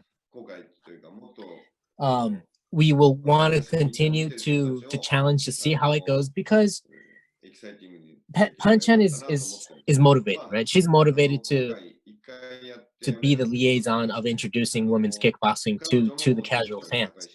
And I do believe that she is a key figure in that sport, in that genre of women's kickboxing. She is that key figure to do it. So, if I think we really have a chance, and she has a chance of building the brand of women's kickboxing into a much more noticed and respected sport. So if there's chances further down the line, we're not shy to try it out again. All right, very well said, and I mean, couldn't agree more. Just kind of how it played out, and we'll see what the future holds, right? But as for some things outside of RIZIN, Sakakibara, earlier this year, I believe it was February, right? We were supposed to have the Mega 2021 event, and so I'm just curious now, this time later, and that not ending up happening. Are you and everyone involved still, working and hoping for this kind of special event to happen, whether it's next year or whenever? Yeah, so for Mega, obviously, the COVID situation is calming down in Japan and hopefully all over the world. In Japan, a lot of the regulations are going to be lifted starting today, November 1st. And we are working with the government to see if we can go back to full capacity for all events. And, for Mega, if they're going to do a mega event, they want to do full capacity at the Tokyo Dome, where they want to bring in 40 to 50,000 spectators. They want to do a big show. So that's their number one priority. And for them, bringing in international fighters is essential. They won't be able to put on their mega event without any international fighters. RIZIN, we are currently working with the government to try to bring in some international fighters for our New Year's Eve event. Obviously, it's not going to be as many international fighters as it was pre-COVID, but at least we're trying to bring in at least half of what we used to do on a regular basis. So with that being said, we're probably going to have to see how everything goes, but I think there's a big chance of Mega happening sometime in the summer to the fall time next year. And I've been communicating with them to see what timing makes sense.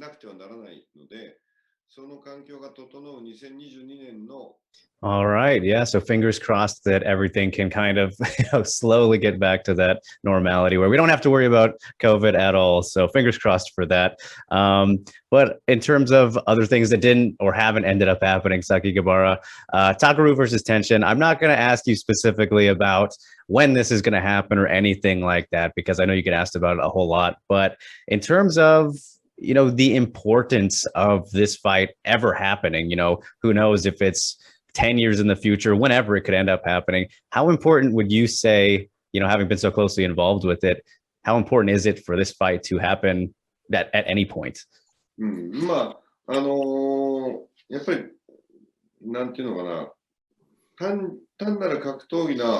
So I think this fight, if it happens, it's going to make everybody in Japan pay attention to this fight, not just to the hardcore fans, not just to the casual fans, but even to the non-fight people. This fight, if this fight happens, this is how much exposure and attention it will get. Our sport, combat sports, will get attention to everybody in Japan. So it's a great opportunity to raise our presence, to raise combat sports presence in Japan. So in that sense, it's a very important fight so that the sport itself gets more recognition and makes a presence. Like it has been throughout the history, like even with pro wrestling, boxing, any fights, there are certain fights that make history, that are remembered and written in the books and remembered for specific fights. And I do believe that this fight will be one of them. And I do believe that it's very important for us who are all involved in this sport at this time to try to put together those fights that we know is going to be written in the books and be left for a while and will be remembered for a good long amount of time. So, in that sense, I think if this fight happens, that's the type of presence and the category this fight will be at. So if it happens, it'll be very important for the combat sports industry itself. Yeah, I think hard to argue, and I can't imagine too many people would disagree with that because it is something everyone wants to see, of course. But well, if it happens, it happens. If it doesn't, it doesn't at this point, right? So we'll see how that all ends up shaking out as well. But I will leave you with two last things here. Sakakibara, thanks so much for the time, sir. There was this recent news with Kyoji Horiguchi and Bellator, and kind of an unheard of situation where, he's still the RIZIN champ, right? And going over signing with Bellator, and he's now got the title fight coming up here in just a couple of weeks, I think, or next month, whenever it is. Just curious from your end, like, how did this kind of whole thing come together? Because it's a very unique situation with Horiguchi. 本当にこれまでも、obviously, this is a new challenge for us. But I think I said this before. But it all happened because of Scott Coker and myself's friendship from way back, and the mutual respect and how we want to support each other. We've been talking that we've been in this for a long time, and we are definitely old school promoters now. But for us, we want to leave something to the next generation of promoters and promotions, and to the sport. We want to leave something new, and we want to create a new movement for the next generation, because it's a new sport. It hasn't been solidified yet. And we believe that it's very necessary for our sport, in order to become a major sport, like recognized, such as with like other sports, is that every fighter should be able to fight outside of boundaries. Give them the fight that people want to watch. Give them the fight that they want to fight, because the fighters have such a short period to stay active, because it's such a hard sport on the body. It's so hard on the body, and it's very unfortunate that a lot of these fighters, like the system right now, a lot of these fighters are obligated to perform in one organization. And I think that we need to change it in order for our sport to take it to the next step, to be able to deliver exciting fights that both they want to fight and what the fans want to see. And I think Scott Coker,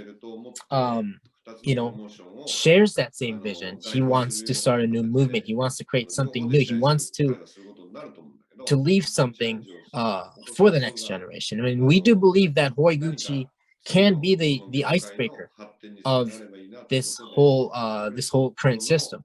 So there's a lot of high expectations with what we're doing with Horiguchi together, and all of this was able to happen because of Scott Coker's understanding, and for his passion and love for the sport, and his generosity to be able to join us in this, to do this with us. Yeah, I think that's exactly why it's so exciting to see you guys work together and put on all the cross fights and everything that we've gotten to see so far, and very much excited for more of it, whether Horiguchi's involved or other people. So yeah, that's going to be awesome. So last thing I will leave you with, Sakakibara, I know we're still working on finishing out the Bantamweight Grand Prix, right? Which will get done before the end of the year, I imagine. And not to look too far ahead, but I'm sure you guys plan things out a little bit in regards to these kind of things. But do you already have what the next Grand Prix will be in mind, whether it's next year or whenever? I think the hottest division that we have right now with Japanese fighters will be the featherweight division. So I think it will be the right call to do to the Grand Prix with featherweight division. Obviously our flyweight division is getting better, and with certain stars rising, we can sort of imagine a heavyweight Grand Prix going on sometime down the line as well. But right now, I do believe that featherweight is the right thing to do. And hopefully, once the restrictions get lifted and lighter, we can go back to having great fighters from across the world to join the World Grand Prix. Obviously, I'll talk to Scott Coker about see who he can send. But yeah, I think a World Grand Prix at featherweight division would be something that would be great to do next year. Yeah, definitely plenty of great fighters in that division, and one I think a lot of people have been anticipating. So look forward to it, Sakakibara. But we can end it there, wrap it up. Appreciate you taking the time so much, sir. It is always great getting to chat with you and pick your brain about all the things going on over in Japan. So I just want to give you a big thank you, a big arigato gozaimashita, for taking the time, and hope you have a great rest of your week. And best of luck with all the new projects you got going on. It's so exciting. Thank you very much. Yes, thank you. Thank you. Last but not least, it is the GOAT, Megumi Fujii.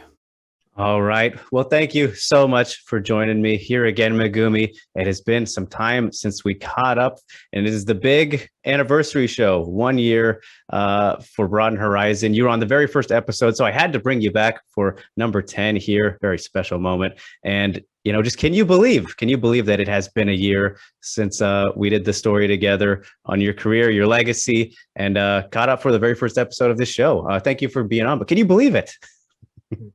早いですね。もう経ったんですが。Time sure does fly. It just seems like almost 6 months ago that we spoke. But I guess I can tell that time has passed because of your hair. 髪の毛伸びますね、ドレックさんはね。Yeah, I know it was not this long last time, and yeah, yours is looking good too. You dyed it recently, right? It looks good. Your hair looks good too, Megumi. めぐさんも髪の毛すごく決まってて、色も素敵な感じですね。ありがとうございます。Yes, indeed. So, just how have you been, Megumi, since we did last catch up? I believe this was maybe a month ago. I don't remember when I saw it, but it looked like you hurt your arm or something. How are you doing? How have you been? Did you have an injury recently? 大丈夫です。昔、 Yeah, I've been doing fine. The injury you saw was I had surgery on my old injury that's been nursing for a long time, and I got it treated, and now I feel so much better. So thank you. Yeah, all right. That's great to hear that nothing crazy happened, just finally taking care of things. That is always good to do that. And in the meantime, of course, I'm sure you've still been doing the commentary for RIZIN. Just how has that been? And, you know, is that something you really enjoy doing? I don't know if you did the last event or however many, but just how has that been? そうですね。格闘技を見るの In general, I like watching fights. And after I watch a fight, I like talking about what happened, and I like talking about the fight, you know, with my friends and people, you know, in the industry. But when it comes to live commentating a fight, it can be challenging because I'm not the one competing, and there's always a question where I can only speak for myself, but I'm not the one competing. So there's always this concern of maybe what I'm saying is completely off.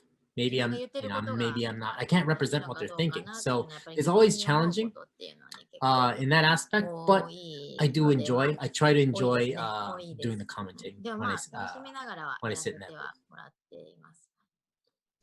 Yeah, it's a little bit of a different kind of switch you have to flip as a viewer, right? When you're actually talking about the fight as it's happening, rather than just hanging out with your friends and being like, "Oh, look, that was a great kick. That looked like it hurt." そうですね。やっぱり今ね、地上波で流れてる。Yeah, especially because RIZIN is shown on terrestrial television. It becomes the fights become exposed to like non-fight fans, like not even non-casual fans. People who have no idea what they're watching may watch the fight. So you have to think about how to catch their attention and how to explain the appeal of what's going on at the time. So you can't really be completely technical and use specific words. I try to be creative and try to explain what the fighters are thinking at the moment so that everybody can at least relate to something.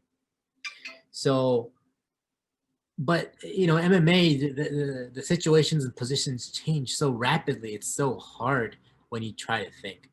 So it's definitely been challenging. Yeah, I can imagine, and just makes you have to work a little bit harder with your knowledge and how you present things, right? So I'm sure it's a fun challenge, but don't have to worry about that here, Megumi. Let's talk about fights, knowing what we're talking about. We're not casuals, so you can go into as much depth as you want. But I'm curious. I want to get your thoughts on a fight we just saw recently. Saori Oshima getting the upset over Kana Asakura. You know, Saori has an affiliation with AACC, which of course you're very familiar with as well. I just want to know, what did you make of her performance in that fight? A very big win for her to beat someone like Kana. そうですね。大島選手は、一度Oshima actually came over to Burst in Hiroshima, our gym, with 7 or 8 other girls. And she was one of them. And my opinion of her, my impression and opinion of her, just by watching her train, was that she has that special intuition of finishing that fight. She finds that moment, she sees the opening and opportunity, and she capitalizes on it.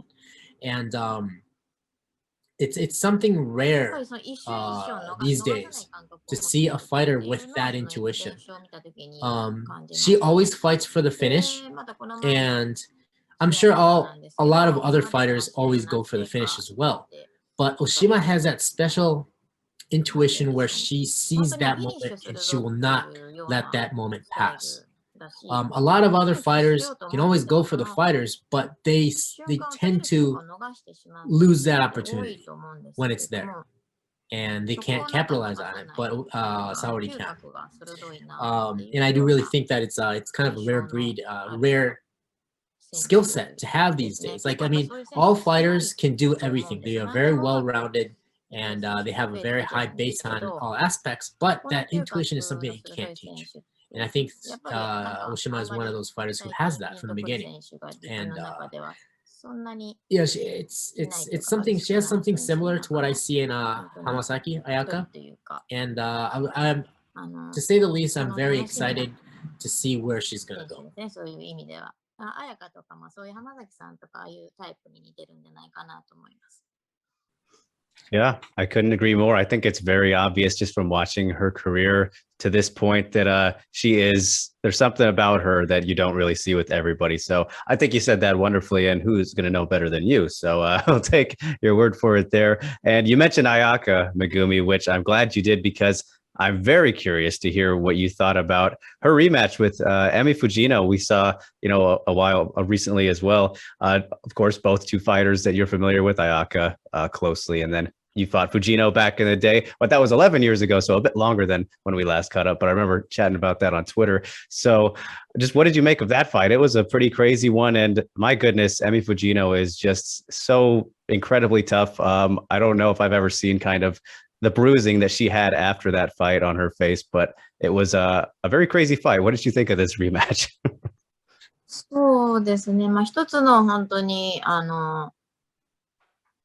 For somebody who's been watching, involved in the sport as long as I have, and for someone who's seen their first encounter, that rematch, it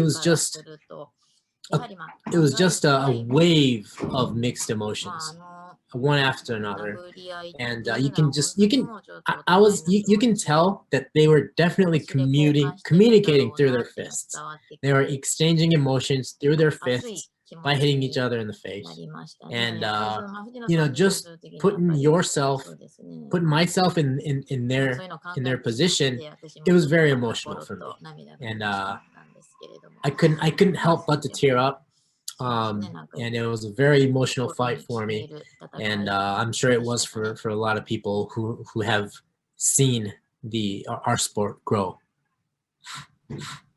Yeah, definitely safe to say. I mean, both two legends of the sport like yourself, and the things that they've done, not many have. So it's very cool to kind of see them have that rematch on the RIZIN stage, and a crazy fight again, like I said. But it's funny you mentioned the emotions, Megumi, because we've seen, you wear your emotions on your sleeve many a time when being in attendance at events and whatnot. So I'm kind of curious about, Saku-chan, your daughter, right? Who she's training a little bit, right? I know you posted a video of her having, a little match of sorts.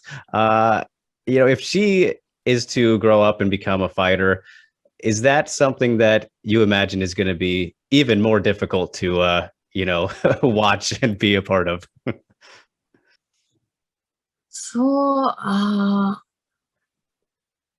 そうですね。もしかしたら。I feel that if that happens, I don't think I would be a very good corner. Because I think I would be more nervous than anybody, and I feel like anything could cause me a heart attack. So I don't feel that I should be in her corner if that happens.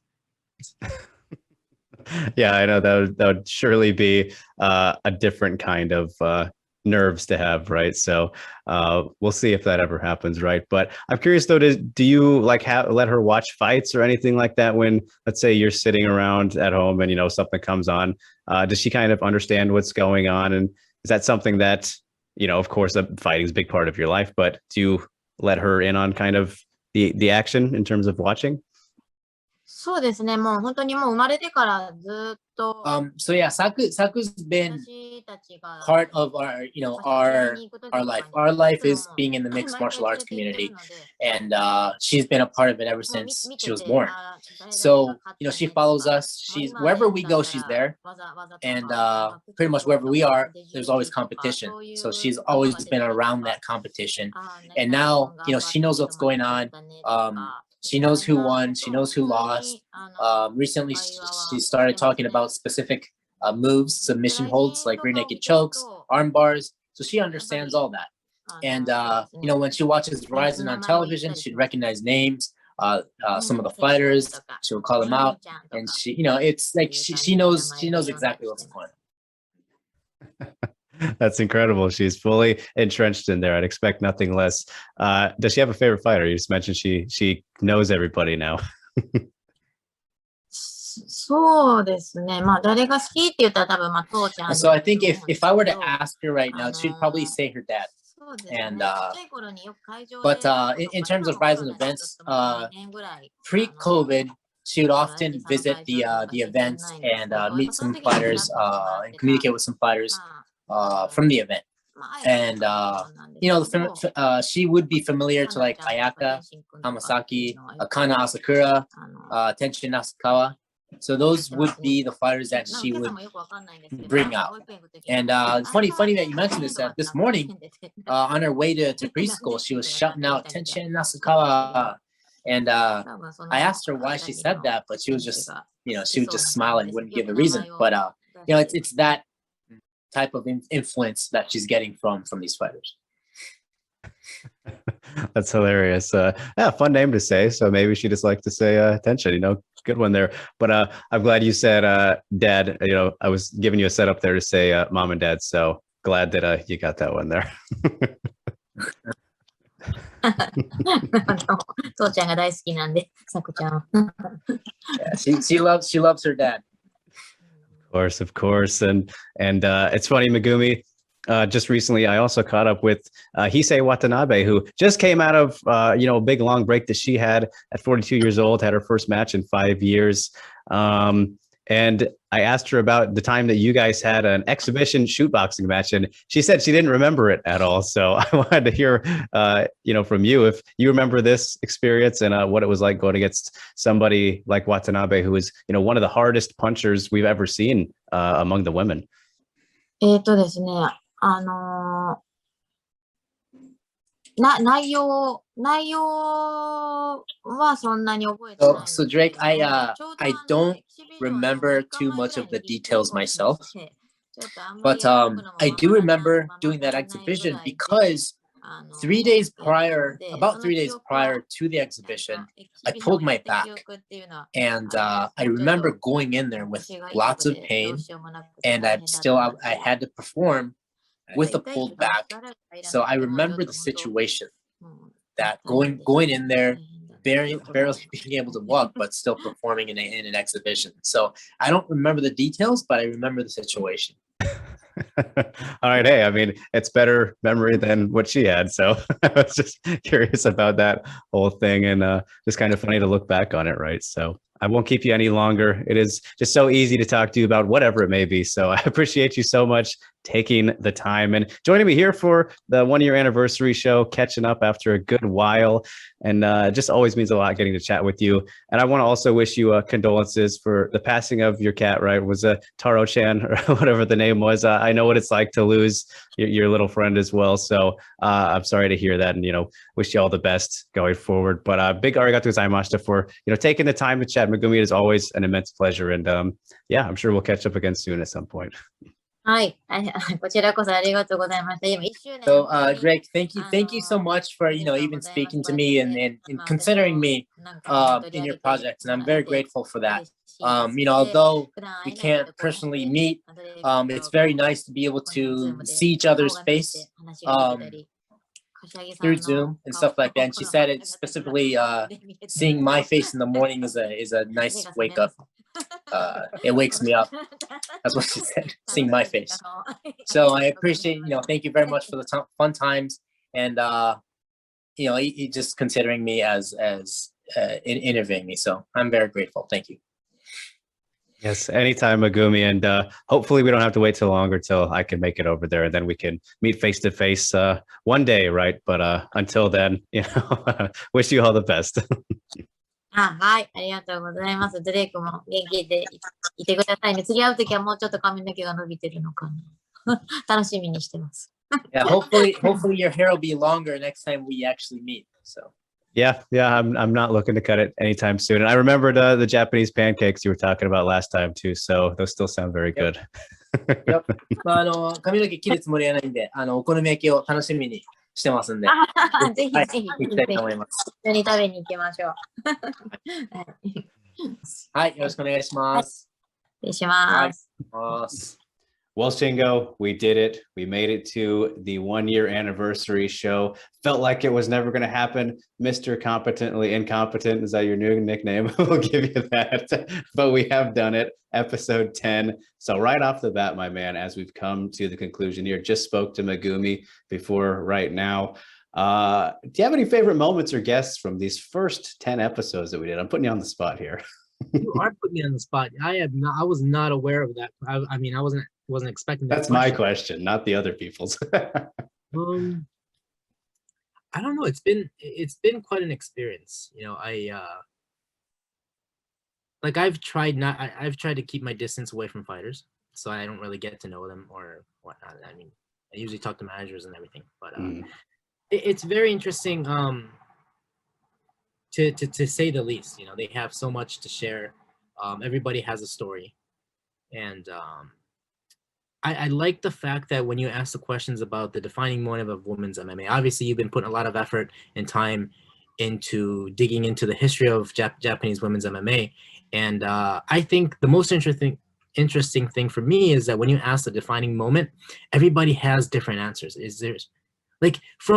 You would expect if you ask an international some fan, it'd be like Ronda Rousey or Gina Carano versus Chris Cyborg, or it would be those types of answers. But Hisaya Watanabe had definitely a different approach, an irregular way of approaching that question. Megumi-san also had a very interesting approach. So I think all that's pretty fascinating. Yeah. I don't know if that answers the question, but no, I mean, those are a little bit of spoilers for my book I'm working on, just so you know. But that's too late. So we can redo that. We can redo that. No, it's too late. It's all good. I put it out there anyway. But no, I'm glad you mentioned that, because that's what I love about it too. Is when I went into that, I totally thought it would be the Ronda answer. That's the easy one, right? And I think I've told some people that. Mr. Seki, I remember, great response from him. It's a good question, and kind of why I'm doing it, to toot my own horn. But yeah, I like that you mentioned that. But if I was to answer that question myself to balance out the spotlight, I think, definitely biased for multiple reasons, and having just talked to her, but Megumi is just like the female Yoda of MMA, isn't she? She just, I could talk to her for so long. She's just so wise, and that's something I always enjoy. But I don't know, something about that Tomo Maesawa one always sticks out to me, because it was just her reasoning behind her retirement. I think that was episode 3, if my memory corrects me. That one just felt really special to me because I know that she didn't do a lot of media throughout her career, right? Especially US. And then to speak to her after her retirement, her reasoning for why she retired, that's something that I always remember. So if I was to pinpoint one, that would be one that sticks out. But I think they've all been great, obviously biased, but if I was to highlight 2 people, it'd probably be them. So yeah, but all right, enough of my questions. You hear them all the time, everybody. It's community question time for the big 1-year anniversary show. So we got some of the usual suspects, which I appreciate so much, but we'll get rolling here with King CO24 at King CO24, of course, on Twitter. His first question is essentially for Shingo. Doesn't say that specifically, but he asks, how did the deal with Live Now come about? It was through our production. It was through a production team. You know, the team that puts together the English broadcast, and they knew a company who was just starting out trying to get an MMA, and it was a decent deal. So, you know, we decided to give it a try.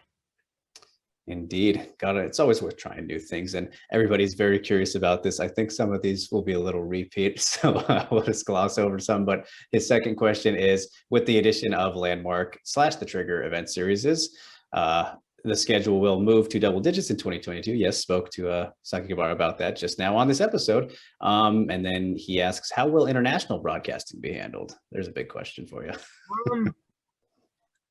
I mean, we're working on.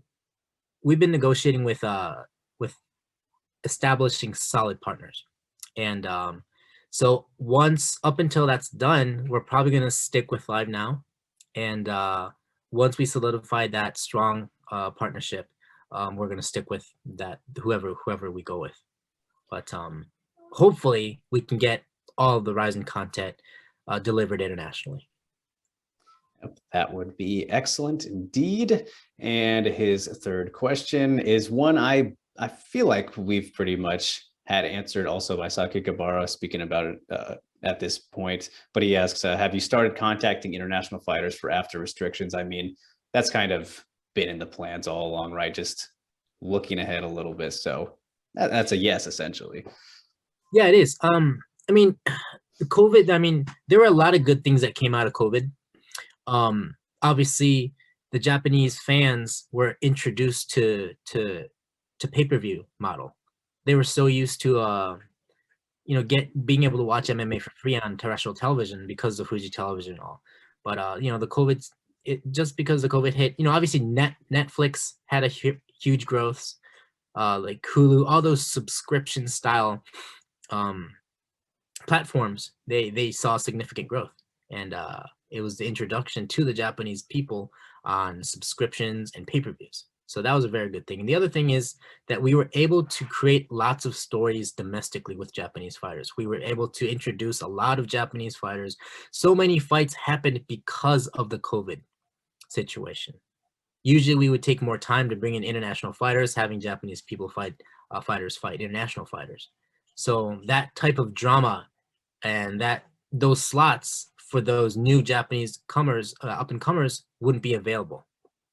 So the good thing is that we got to introduce a lot of new Japanese talent. A lot of new Japanese fighters were introduced to the fans, to the public, and that's a good thing. So now I think we're at a point where we can definitely use some international like flavor, a kick to our content now. You know, as the restrictions are softening, yes, we have been contacting some of the regulars, fighters that have fought in RIZIN. And hopefully we can bring in more, and we can introduce more new international talent in RIZIN sometime very soon. Of course, looking forward to that always. And my mind went right to Tofik teasing New Year's Eve. I saw he tweeted that recently, but we'll wait and see how that plays out. I'm not going to put you on the spot with that one. But all right, so thanks so much, King CO24. He has asked several questions before on the lead up to this episode, so thank you, sir. Moving on to my man Ghost Phantom, who is a good supporter of my other podcast, the WMA Today podcast. Shameless plug to go check that one out as well. But he asks specifically just one, Will there be a RIZIN event held at the Tokyo flood tunnels? Now, Shingo, before you answer this, what is the significance of this location? Because it seems very random to me because I don't know what this place is. It looks like it's got this awesome vibe. It's an underground area. Have you ever seen a Total Recall? Okay. The one with Arnold Schwarzenegger, Yeah, not yeah. the one. The original. Yeah. Remember, I'm trying to think. That area where the reactor is, like there's a bunch of walking through. Remember, they're walking through a path and there's a bunch of pipes. Right. On each side. It's the Tokyo flood tunnels. It looks exactly like that. That's pretty cool. Yeah, it's like yeah. The first time I saw that place, I was like, "Oh, this is Total Recall." I don't know how many people can relate to this, but yeah, like that. And probably the answer would be probably no. But we already did. If you've seen the new RIZIN Confessions episode for 83 for RIZIN Landmark, we actually did some filming there. We had our main event. Oh, at the tunnels? In the tunnels, yeah. Okay. I think that's what he's talking about. Shoot, I might be talking about something totally different. It's Tokyo flood tunnels. I did not get to see that Confessions yet, so shame on me. But yeah, look it up real quick. I'm really Google. Well, I mean, Sakakibara did tell us where that one was took place, which he said was underneath the. Oh yeah. He's talking about the same place. Yes. Okay. Tokyo, yeah. We did some filming there. So in the promo where Mikuru Asakura and Kyohei Hagiwara, they're walking in some underground-ish location. That's where the Tokyo flood tunnels are. It's pretty cool. It's a surreal environment or location. But probably no, we probably will not be holding fights there. Not quite fit for a ring in there. Is it big enough? Like I'm not going down there. Okay. Well, there you have it. Sorry, Ghost. Good question though. That may happen, but I'm not going there. Yeah. All right.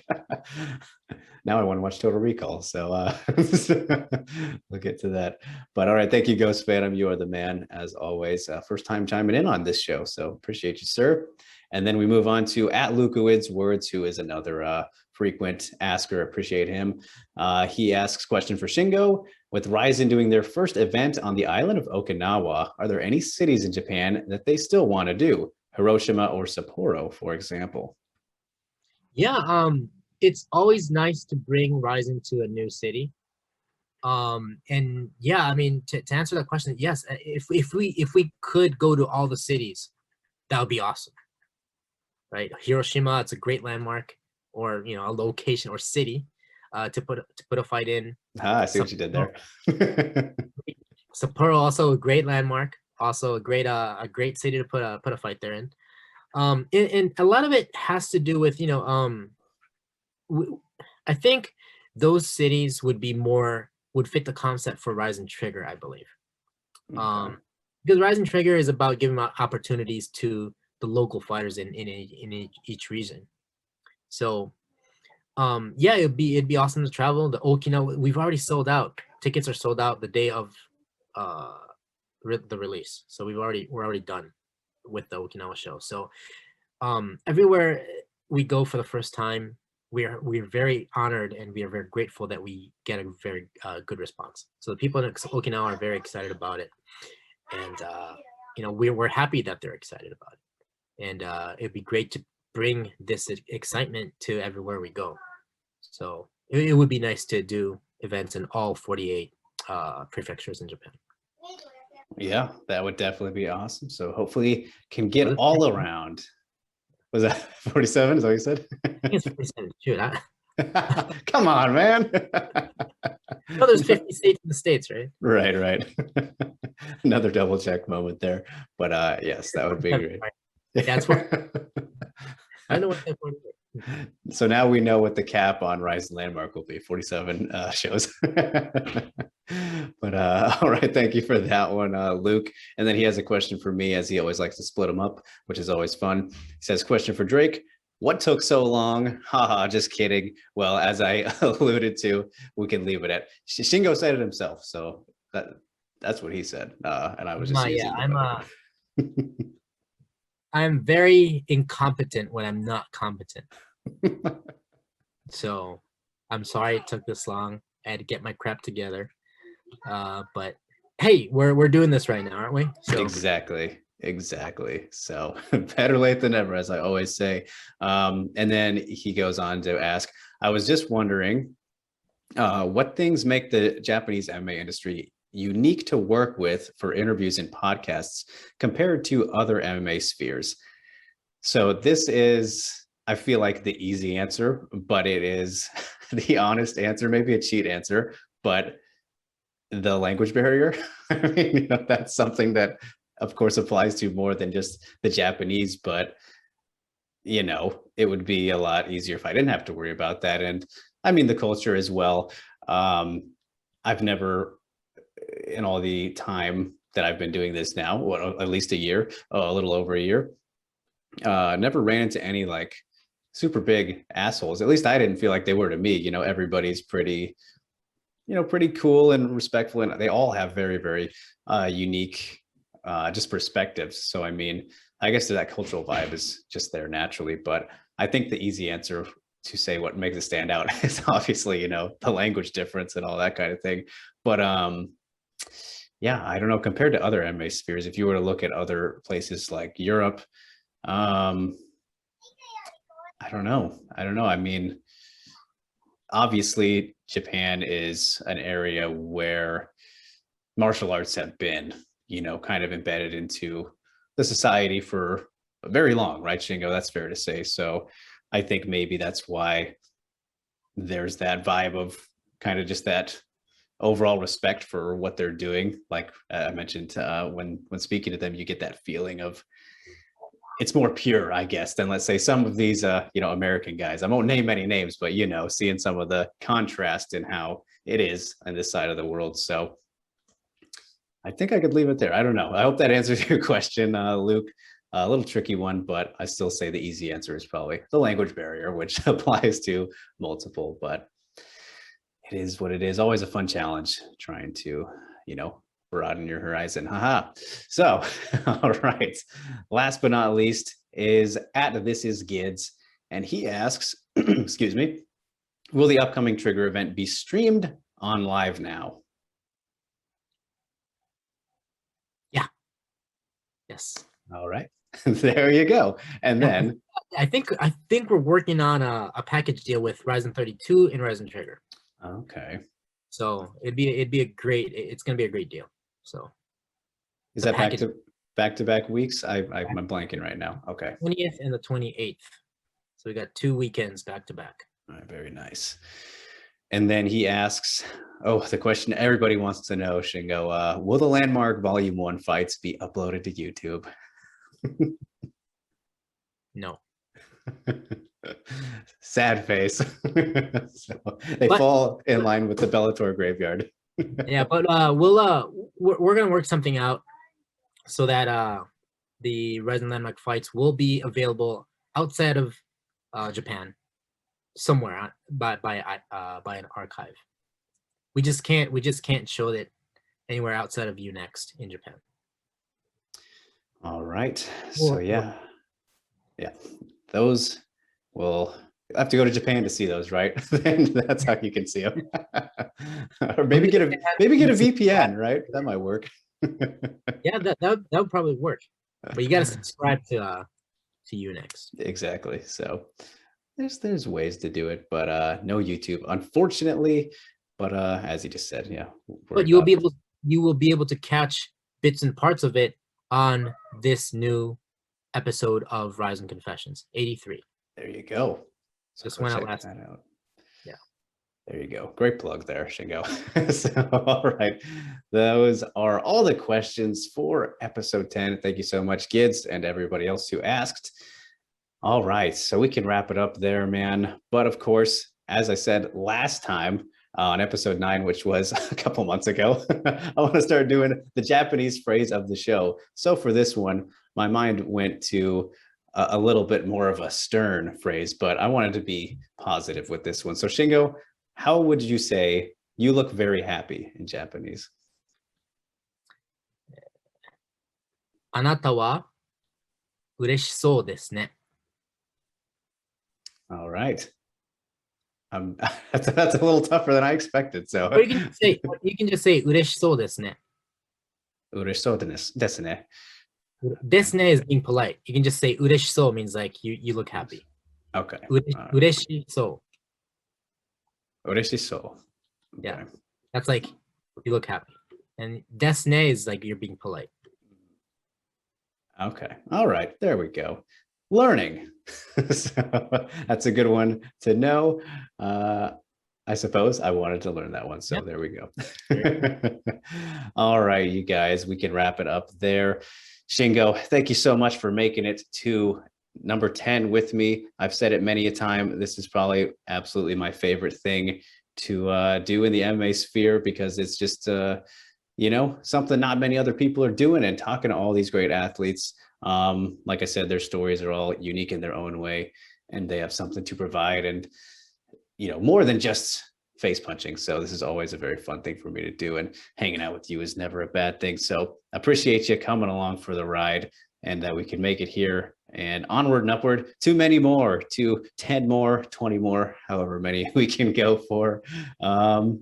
So yeah, until next time, everybody, hope you enjoyed this episode 10, the 1-year anniversary special.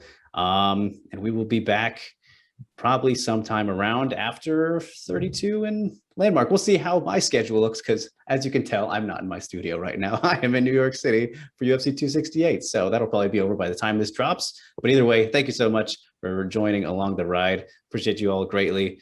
Like, share, subscribe, do all that stuff, And until next time, we'll see you when we see ya.